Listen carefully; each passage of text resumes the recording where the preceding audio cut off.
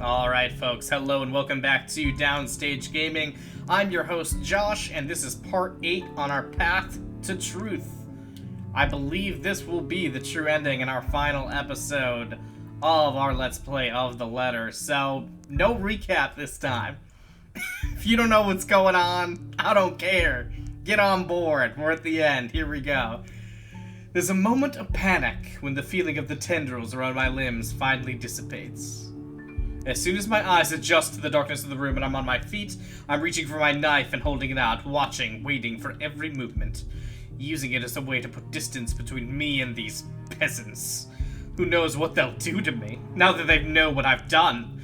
There's only 4 of us in this room, 3 of them friends at that, and only me. I cannot trust these people not to turn on me. I cannot trust anyone. Not anymore. Not after this. Despite the pleading looks Lily shoots my way while they all huddle in the corner behind Steel. I have to remind myself that even people like her are capable of doing the unpleasant. She's only human, after all. It's never an excuse why even Hannah has her cunning, manipulative moments, though she does it much subtler than I.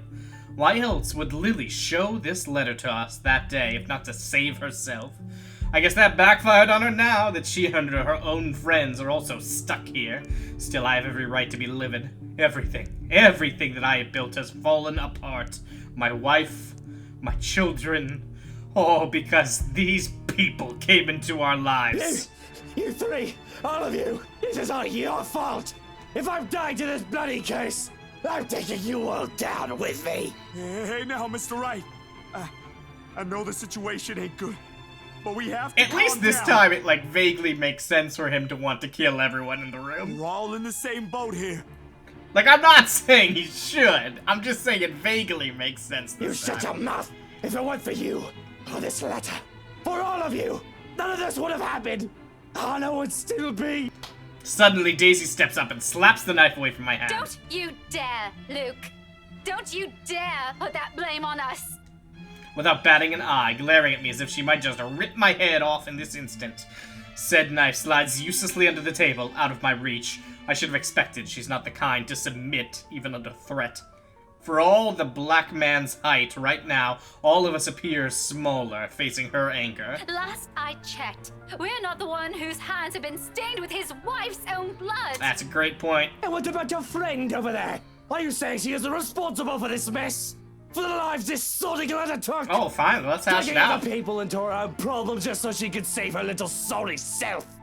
You think I haven't seen that before? Getting real tired of your double standards, Daisy. Getting real tired of your shit, Daisy. You know this curse is an entirely different issue from what you've done, Luke. Because, knowing you, I don't doubt that even without that blasted letter, you would have eventually— Rebecca, stop! All of you stop this!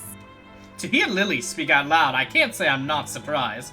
She's always given me the impression of someone so meek from the moment I met her, either from her inexperience or her station in life. She's never struck me as someone fitting to be a real estate agent. If anything, that meltdown she had during the open house had only proven my assumptions. Until now. Quietly, she puts herself between me and Daisy, cutting whatever scathing words we've yet to hurl at the other. The way she glares at me, it reminds me a little of the way my own mum would look at me, particularly when I've done something wrong. And it's not a stare she's unused to showing. She has done this before, probably to a younger sibling. Huh. If she only sees us now as a pair of squabbling kids and not 2 mature adults, well, that's only to be expected. No doubt that's how she sees us. For a long moment, there's only silence in the room.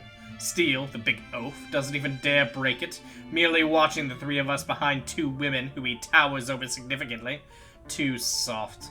Not that it matters when Lily starts speaking again, after some of the anger and tension is lifted from the room. Stop this, please! With or without that damn piece of paper, A deep breath, an exhale, and then she closes her eyes, a crease forming between her eyebrows while she grips her hand tightly in front of her. we still would have ended up in this mess. The atmosphere that descends into the room right after that. Admission is anything but pleasant. Can I call it that? An admission? It seems like it from the way her eyes nervously flick between her friends and I. She appears to know more than she lets on, and how she makes herself appear smaller after dropping that bomb on us doesn't sit quite well with me. And patience is something I don't have the luxury of having right now and bestowing upon other people. What else does this girl know? What else is she not telling us? because from the looks of this, even her friends has no idea what she's talking about. Unwilling to wait, I grab her arm before she retreats without explanation, waving the letter still in my hand in front of her. Oh, sir, you're hurting me. Luke, will you stop taking it out on every single person? Your friend is hiding something, Daisy. She struggles for a moment, but my hold eventually forces her to look up at me. Fear and uncertainty spread across her features, especially when her eyes land on the damned paper. As much as I want to be considerate right now, and I don't, I want answers. What do you mean, Lily? I'm not sure about it. Don't give me that, you know something. Ow! Please, sir. I know the paper's useless, okay? Those people they mentioned in the news lately, all those who died, my co-workers, the open house clients, none of them had seen it. Even Rose. And yet they're all dead. Right. I should know, sir. That letter has been with me since I picked it up. And I swear I didn't make copies of this thing. Even if I wanted to save myself, I wouldn't do that to my friends. Or anyone. And yet we're all here. Are you taking me for a fool, Lily? We would have ended up here either way. Maybe? I really don't know. Sir, please. All I know is that paper isn't the reason why all of this is happening. There's something else that... This place. Steele has been quiet this entire time, though the sound of him talking, however whispered it is, still manages to catch us all off guard. We all pause, turning to him with likely the same questions in our eyes. What? I mean, I just remembered something, a friend told me. An old friend. You know, stuff about ghosts, or curses. You probably don't want to hear I mean, it seems pretty relevant right now, No, Zach. it might be something. What about this place, Zach? Maybe it's also the reason why Ash went here.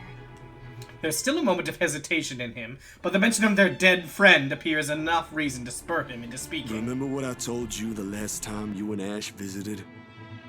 A few days ago? A pause while he allows Lily to remember. Soon enough, whatever it is dawns on her, and her face lights up with something like hope? Of all things, in this nightmare, hope? Her head snaps up and she reaches for Steele's arm to give it a squeeze. A reassurance or a confirmation? The meaning is lost even to Daisy, who glances at them, baffled. Belle, what are you... Becca, it's this place. Think about it. Then they proceed to tell some ridiculous narrative about the supernatural.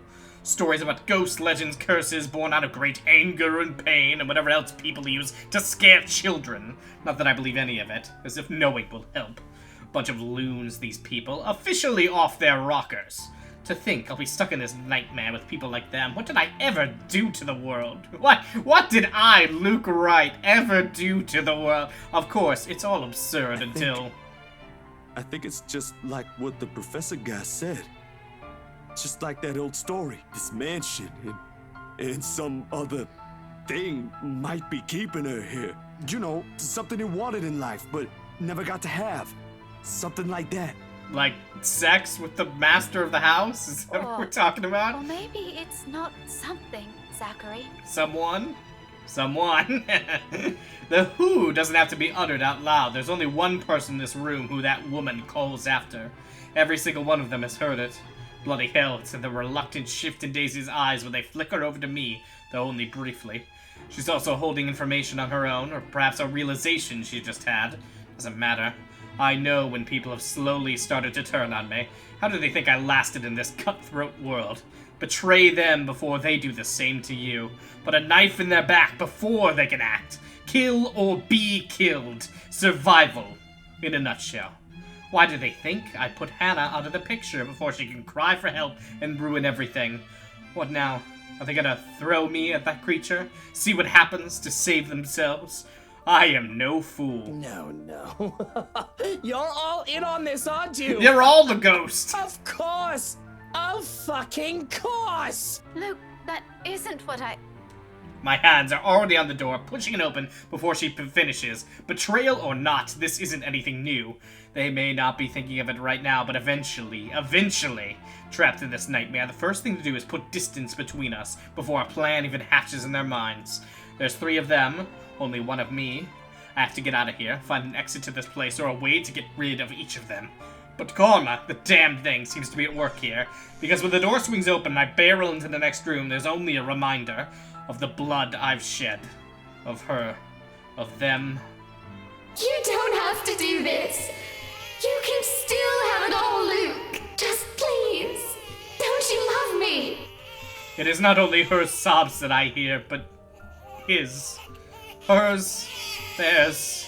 I'll never know now, will I? What kind of life I would have lived with them, if I will ever be a father better than my own. But I suppose I have my answer now. I killed them, after all. It's their blood that stains my hand and this room. Oh, you would have been so beautiful. By my own doing, I've ended all of it, even before anything has begun. Now their blood drips from every wall, pooling in every inch of the floor, leaving a sorry mess at the hem of my pants with every step I take into the room. Like the cold, suffocating embrace of my sins, the dread from the sight creeps up my limbs, slow and unhurried, twisting and turning. Up and up it goes until nothing but a sharp, guttural cry escapes from my mouth and a realization. It hits me like a gut punch, sending my knees buckling and the rest of me sprawling.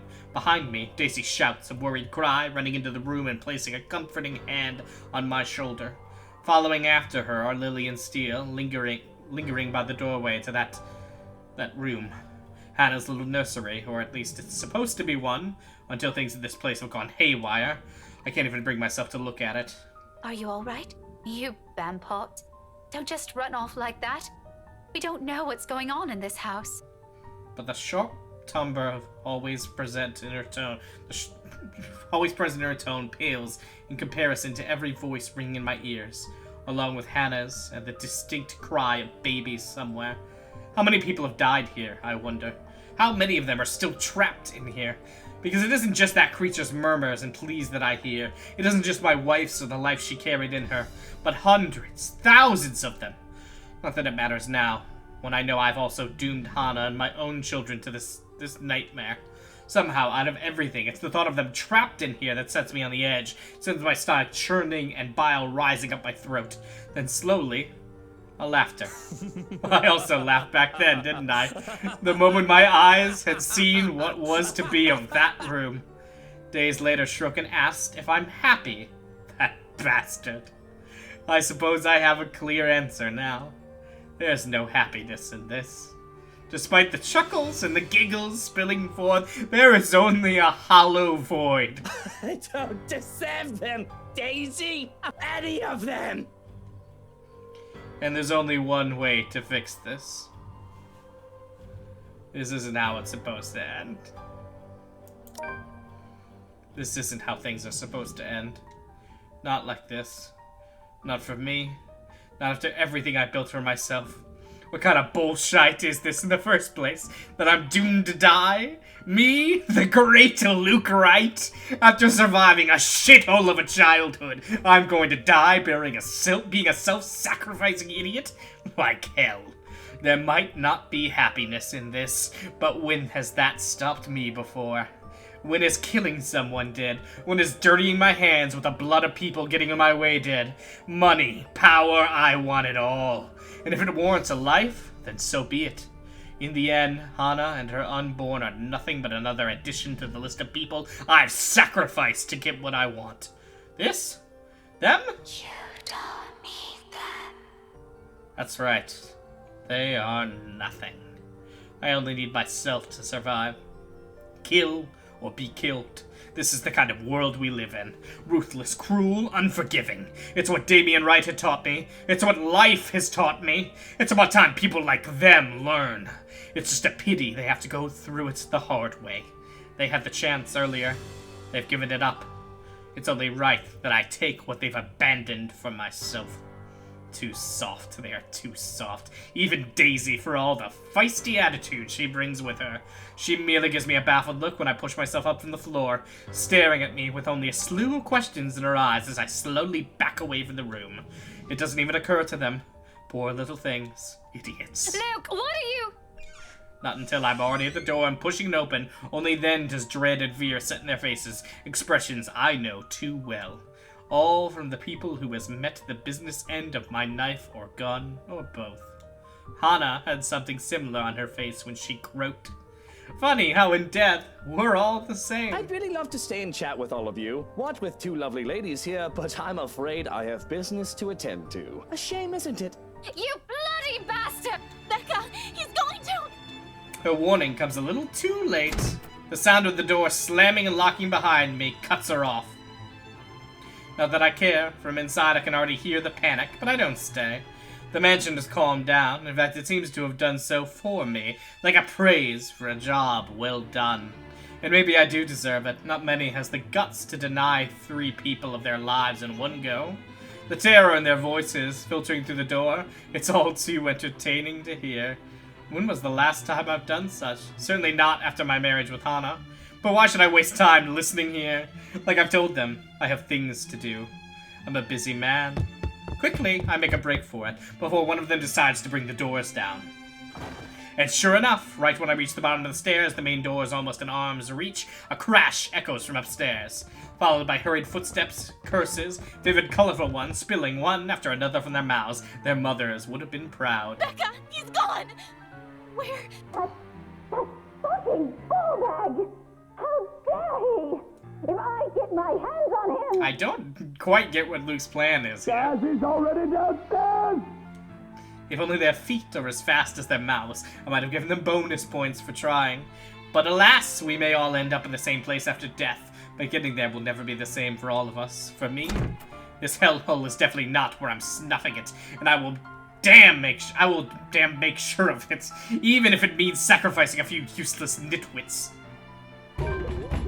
Their fists pound hard against the door when they finally reach it. Bye, bitches! Pushing, pulling, trying to budge the bloody thing open with all their might. Yelling at the top of their lungs, begging even, in a futile attempt to get me to open it. It's useless, however, for them. These doors won't open once locked without a key. And why should I let them? I'm not an idiot. A betrayal of this kind? Well, what did I tell about people stabbing you in the back once you turn around and you give them an opening? Only you matter, my lord, my love. You have no need for them. We have no need for them. I say never give them the chance. Let them rot. From the other side of the door there, please continue. Until a laughter rings on the other side. Vile, menacing. And I can only feel relief that I'm not in there with them, left at the mercy of that woman. Soon the ground trembles, the air shifts with their screams, when a thick, acrid smell filters from the room beyond, and all at once...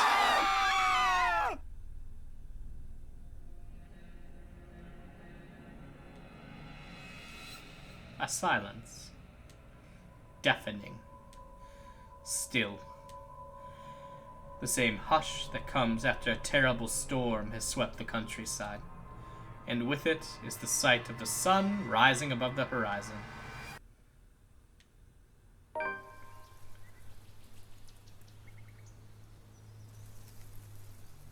This can't. This can't possibly really be the true ending. What? Did I mess something up?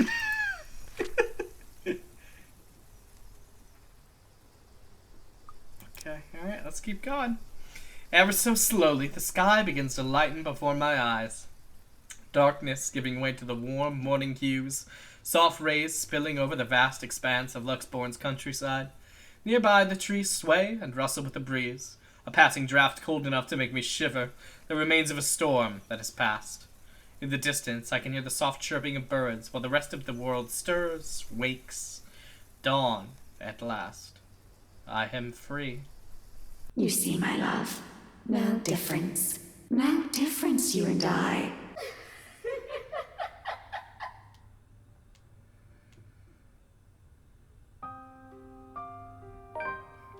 What on earth?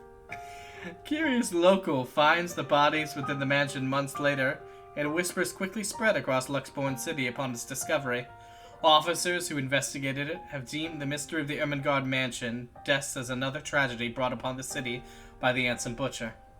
But for those who still believe in the stories of the old and those who know the truth, it is but a testament to the curse and the secrets of the Ermengarde mansion has hidden for centuries. If there will come a time those will finally be revealed, only the hallowed halls of the mansion know. To this day, it stands silent. However, on nights when the wind howls and thunder booms across the sky, Some still claim hearing of voices within, of cries and wails that fill nights and desperate calls of help for anyone who dares listen. As for the one who lives, Luke Wright immediately left the city before news has even broken out. By the time anyone has caught wind of what happened to the mansion, he is already long gone. All of his bank accounts have been emptied, including all of his Luxborn apartments, leaving not a single trace or clue where he might be hiding. The last anyone has seen of him was on a flight bound for Barcelona, Spain. No one has heard from him since, even his people from Wright Enterprise, who have been left reeling for months with the absence of their CEO. Publicly named as the Ansem Butcher by Luxborn authorities, the once affluent businessman has become one of the country's most wanted. However, up until now, he is yet to be found. As of the answers he has taken with his departure.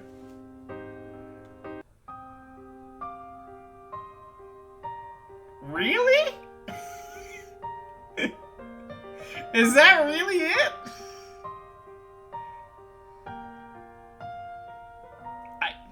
There's gotta be something after the credits here, right? Also gotta look up, like... Alright. I don't know if you guys can actually see this if this records this. But, okay, alright. We're gonna go to guide here. I gotta make sure that I did this right. This is how baffled I am that that's the true ending. How to get true ending, general tips for unlocking it mode. I think this is one I've looked at before. Okay. Yeah, okay, alright, so, other than Luke, 3 survivors go in the final chapter, the 3 must die, right? Must show the photos to Ash, Zach goes to Professor, right? Isabel, Rebecca, and Zachary are alive, Hannah, Marianne, and Ash are dead. Right. During the true ending itself, you'll be given an extra choice that's the ending. So unlock the true ending, select Go Leap. That's why. To unlock Luke's missing bad chapter, belong 1. Select This is not how this story is supposed to. Okay. Okay, that does explain quite a lot. Oh, all right. Can we skip this? Yeah. All right. Well, that does certainly explain quite a lot. So, folks, let's get back into it.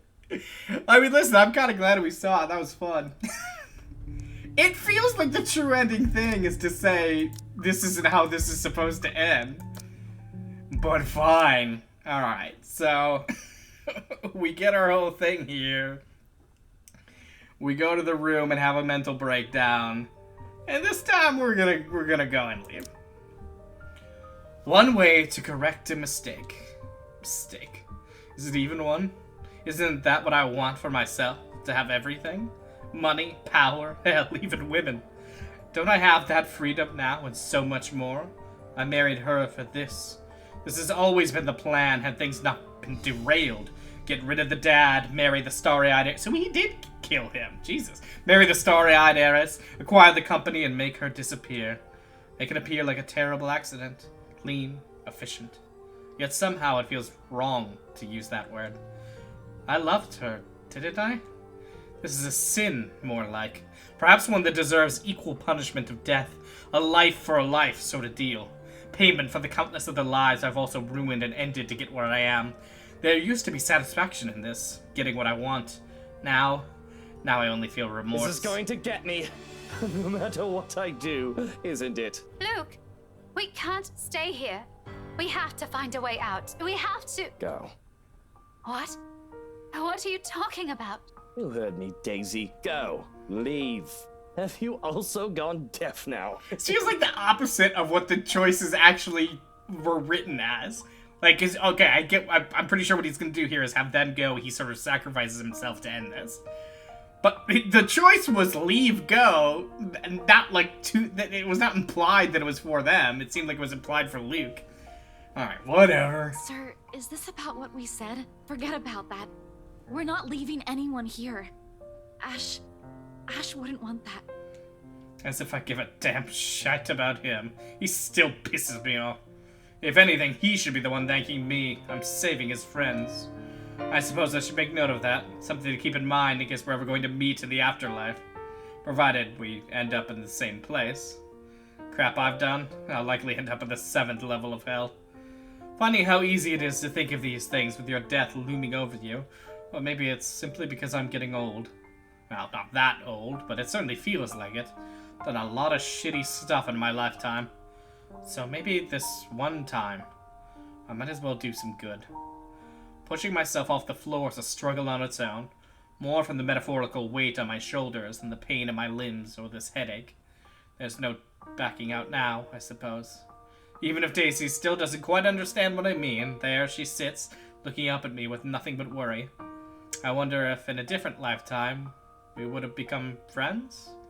Had I been born to a more decent family, or Damien Wright took me away from the slums before I even learned how to use a knife. Daisy, do fetch me one final drink, would you? There's a stash in that dresser beside you. She quietly hands me one as I've requested, but only after a look of protest flickers across her face. I look at anywhere but her, fixating on the colorful glass bottle she has just handed over to me, before I pop open the cork and take a swig. Or rather, a huge chug of the stuff. There's some delight when I feel a delightful burn in the back of my throat and realize that it isn't exactly wine I have in my hand. Whiskey. How quaint. How fitting. This explains where the rest of the alcohol is. This isn't the time for some booze, Luke. We're still stuck in this bloody Oh, nightmare. it's always the time for some booze, Daisy. A little sense of self-preservation from you would be really nice. Such a nag. Though, I don't think Hannah would much appreciate me drinking in our room either, or at all, if she has anything to say about it. Probably say something scathing and witty like, "You might as well shoot yourself in the liver, Lucille, really now." Well, she can just tell me about it once we see each other again. You, Steele, isn't it? Make sure your friends make it out of this place in one piece. It shouldn't be too hard for you, right? Wait, what about you? For all the weakness he displays, at least this man knows the right questions to ask. And that is exactly when it dawns on Daisy, her concern quickly melting into an expression of utter horror. Any other day, I would have laughed loudly at that. To think she cares, I'm almost touched. What are you... Don't be ridiculous, you ball bag! You're kidding, right? Look, Wright. Mr. Wright. That's right. There must be some other way. Honor me. This isn't going to solve anything, you numpty! You're just giving her what she... Daisy, Rebecca, do me a favor and watch over Kylie for me. The Rugrat shouldn't be allowed more than one glass of parfait a day. Her father spoils her too much. Why don't you do that yourself? I'm not her godparent, you are! I have to stifle the giggles that threaten to spill uncontrollably. I'm not yet drunk, but I might as well be. Losing my mind, maybe. I'm afraid I won't be able to. You're going to have to apologize to her for me as well. You see, Daisy, where I'm going, there's no coming back from. A smile. Then I'm dousing the whole room with the remaining liquor before a word escapes their mouths. They can only watch. I can tell they don't approve of this, but what can they do? It's my house. I can do whatever I want with it. And it doesn't take too long for Steele to catch on. He's seen this ugly side of me more than anyone here. There's still reluctance in him, of course. The man remains soft, even for people who have openly hated him. A hesitation in him, even as he's pulling the two women away from the room, quickly ushering them through the doors that should lead them to the hallway. Luke, we can't... Go on, Daisy. There's nothing left for you here. A long moment of silence, of conflict and pain flashing fleetingly across her face. We never did get along much, Daisy and I. You got along pretty well. The crap you talking about? You nearly got along perfectly. Though right now, I like to think that she has come to care for a rotten bloke like me the way she might do for another friend. Unable to meet my eyes, perhaps out of some uncalled for guilt, she simply reaches out for both of my arms and gives it a light squeeze. And then, in a voice so low and whispered... This is what you want. Not a question, merely a statement, a fact. One that deserves equal honesty. Funny, I've never been the honest sort. Yes. I'm sorry. We're sorry. Look on Daisy's face before Steele closes the door behind them. Odd.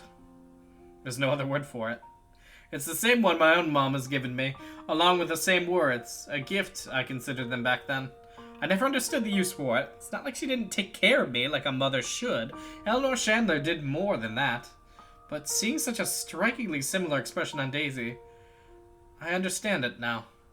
It was not for her misgivings as a mother. It's for all the what-ifs, could-haves, and should-haves. Things that will never be because it's far too late. I'm sorry, too. Under the broom's low light, the amber liquid gleams tauntingly where it has landed. On the floor, on the bed, on the walls. On every dresser its splatter has reached. It's brighter, of course, when set alight, but I don't wait for it to spread. If I'm to die here, this place also has to go. Burned to the ground with every sin and horror it hides. I suppose this is the closest I can get to an atonement. Without a single glance back, I take the rest of my liquor stash on the dresser with me, and heading instead for the door to Hannah's nursery. It opens to the study before, though with how fucked up this place is, I'm not entirely sure what I'll find next. One thing's certain. Somebody. Anyone. Help me. Help us. Luke, please. Our children. Somewhere in this house, she waits. I allow her voice to lead me, following her cries and pleas. As I go and douse each room I pass with alcohol and set it ablaze. Not a comforting thing to hear, but certainly a better sound than an agonized wail. Amidst the gore and the horror, it's the closest thing I can cling to, including the stray thoughts that have somehow chosen to surface. Short bursts of memories I've always been fond of, more than I care to admit, either out of fear or embarrassment. How about Botany Bay, Luke? In Kent. It's gorgeous there. I don't know, Buttercup. Don't you think it's a little too far from here? Remember, I still have a company to manage. Well, it won't always be that way, yes? And maybe we can also get a dog. I suppose. So, someday? Someday, Buttercup. Someday. In truth, a half-hearted response, spoken out of ignorance or some sort of complacency, over the kind of life I assumed we'll have, or I'll have. She was never meant to live past the second year of marriage. She has no idea how tempting those paltry dreams of hers now. Little house by the beach, a dog, our children, her, and the vast expanse of the sea before us. She was right. We would have been so beautiful. But as the whole of this place smolders, so do those. When I run out of liquor, I simply drop the bottle and take one off from many nooks I've stashed one. There's no lack of it in here, the hard stuff, the shorts, the watered-down kind, gifts from a distant relative, friends, so-called friends. You name it, I've made sure there's always one within reach. Hannah has called me out on this numerous times before, telling me I have a problem. I've always told her she doesn't know the half of it before completely dismissing her concerns. Don't worry, Lord. That woman. Right now, however, I'll give everything to hear her say that again. If only for the last time. With each room I pass and burn, the place becomes easier to navigate, as if it's slowly righting itself, returning to what it is supposed to be. Soon, I finally find myself standing before the door to the attic. From the bedroom nearby, the strong odor of burning wood, cloth, and varnish-like wafts from under the door, slowly filling the hall with a thick black smoke. Hopefully Steele is able to get his friends out of here before it's too late. The blaze has already started in earnest in every part of the house. I can already feel the heat seeping from the rooms I've set aflame. In a matter of minutes, flames will engulf the whole house. But there's one more place left. Upstairs, where her cries echo from. My feet fall hard and heavy against the old steps, a steep, rickety thing that should have been fixed during renovation. I suppose it's only fitting this is where I make this march, trapped in the highest point of this place as the rest of the world burns to the ground with me. A final fall to death. To her, for some reason, nothing about this scares me. No matter how much I've dreaded this kind of end in the past, there's only a calm, a stillness, the same hush that comes after a terrible storm has swept the countryside. Even as I open the door, I'm greeted not by Hannah's warm embrace, but her cold, chilling smile. But the reality of this terror doesn't take hold in sync until my knees hit the floor and I hear a whisper in my ear. In a voice so familiar, yet different, reverberating inside my head, in soft murmurs and sighs, while her arms come from behind to rest across my chest. You came home to us. I guess hoping to see Hannah here is already asking for far too much. Perhaps something I don't deserve, even in death. Yet tears flow freely from my eyes, despite the disappointment. Nothing but lightness and air, and the feeling of finally being released from shackles that has scraped me raw. Because at the end of this road is her. And I think This is it. This is how I die.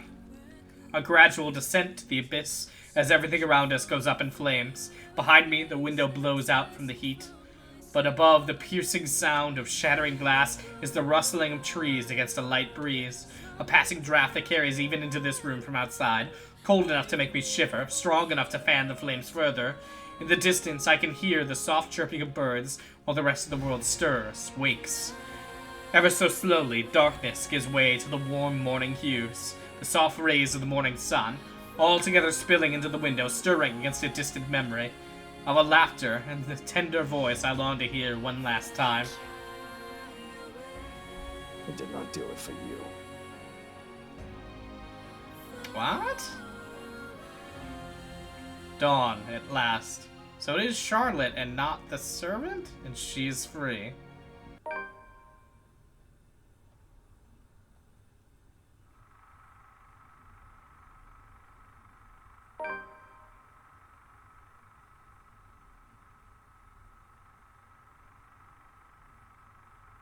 Huh. Okay. Alright. I think I understand now. Exactly what happened there. Like the flames that engulfed the mansion that night, whispers quickly spread across Luxborn City after the incident. So, I mean, to put together my thoughts based on those last two scenes, presumably Charlotte had the servant burned at the stake and accused of witchcraft. Really, it was just because she had an affair. And then Charlotte somehow got haunted by the ghost there, wrote the letter, and then I think the actual spirit was Charlotte, and her desire has gone wrong. That's what I'm taking from it. Like the flames that engulfed the mansion that night, whispers quickly spread across Luxborn City after the incident. Officers who investigated have deemed the tragedy of the Ermengarde mansion an accident. We do have to real quick look at the last picture here.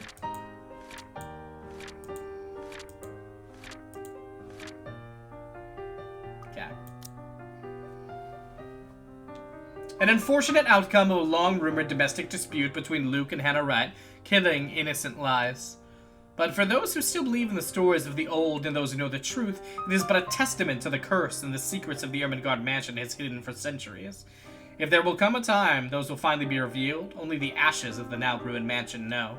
However, on nights when the wind howls and thunder booms across the sky, some still claim hearing the voices where it once stood, of cries and wails that fill the night and desperate calls of help for anyone who dares listen. As for those who remain, Zachary Steele decides to give the movie industry another try after a year. This time, he brings a film that tells of a harrowing experience under the shadow of the Ermengarde mansion's curse. With help from Rebecca Gales and Isabel Santos on production, he's able to bring it to light 2 years later. But unlike his first foray into the indie scene, this one turns out to be a blockbuster hit, gaining him accolades from several award-giving bodies. Although the film has brought him considerable success and opportunities, Zachary claims it'll be the last film he will be making, remarking that he merely wishes to tell the tale. A decision he has yet to change his mind on, much to his fans' disappointment. After the clamor for the movie has died down, he quietly returns to his freelance photography business, living a simple life in the same old apartment, away from the spotlight. All the same, he dedicates the film's success in honor of an unnamed friend. Determined to disclose the truth, Rebecca Gales writes a book detailing Luxborn City's true history. With help from Professor Andrew Clark, she pieces together every omitted information from current accounts. Charlotte Ermengarde's role in the city's foundation and the truth behind the very woman who built it. This, in spite of the professor's stern warnings against bringing those to light. Charlotte Ermengarde has always been revered by the people of Luxborn, after all. And sure enough, upon publication, it creates a huge stir. Although considered a masterpiece by some, even becoming a bestseller, it's also met with harsh criticisms from Luxborn's academic circles. Others believe it attacked the city's way of life, outright condemning it. It doesn't take long for it to reach controversial status, and mere months after its release, the book becomes the subject of litigation. As a result, it has since been withdrawn from the shelves by the publisher. To date, Rebecca continues the effort to bring it back to the market, knowing its worth, a war that she seems to be winning in time. Doing it not for herself, but for the memory of a dear friend whom the book has been dedicated to. Months after the incident, Isabela Santos has finally found the courage to pursue what she truly wants. Having made enough to keep her family afloat for a few years, with their blessing, she quits her job at Briar Realty Corporation and takes the scholarship offered by the local university.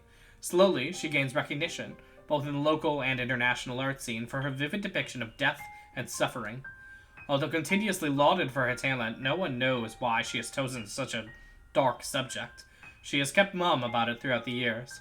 Perhaps the closest answer the curious will get, when she is asked, is the slight shift of her eyes and the wistful look that crosses her face. A quiet glance towards a painting of a young man in her studio. Her best-known work, and strangely, the only one from her collection, with an ardent expression of life and of a love realized far too late, From the Ashes. And it is only during those short, candid moments that she ever smiles again.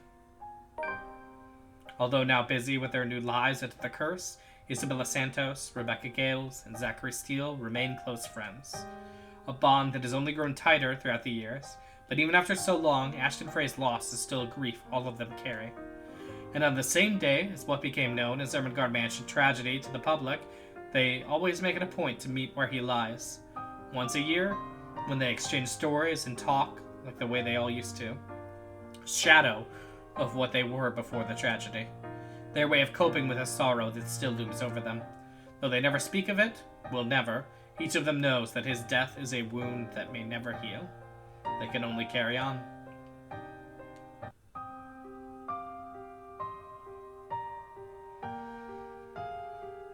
Alright, folks. I think that was the real one. So sorry for a bit of diversion at the beginning of this episode, but I'm glad we were able to see it through to the real end. Certainly much more conclusive. Although still, you know, I feel like I have a pretty good idea of the history and the curse at this point. So yeah, I feel like that's concluded pretty well. I'm still a little... I get that Luke Wright is probably genetically... I'm not sure... Okay, I'm not sure if he's genetically tied to the previous Lord of the Manor, or if it's just that he fits it in terms of, like, basic look and personality. I mean, original Lord seemed like a much kinder person than Luke. But the spirit kept being like, oh, you and I are the same, you know, I don't know. But this was quite a ride. Thank you for joining me on it. I hope that you found some enjoyment in these 3 separate, I guess 4 technically. Well, 3 full playthroughs. Up next, I'm very excited.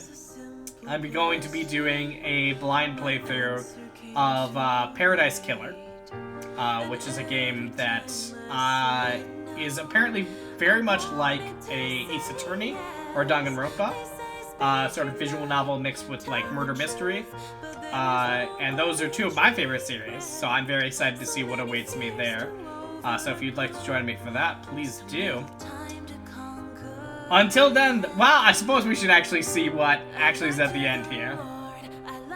I think it's fair enough for me to click the skip thing. I don't think it's gonna skip the scene if there is one, right?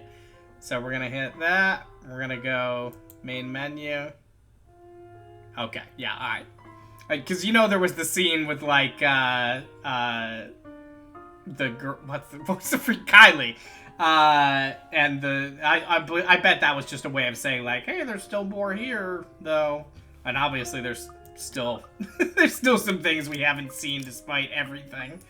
And I may go through some of this in my own personal time just to see some of the things we haven't seen. But that is going to do it for Downstage Gaming's Let's Play of the Letter. Once again, thank you for joining me. I have been your host, Josh, and I hope to catch you all next time.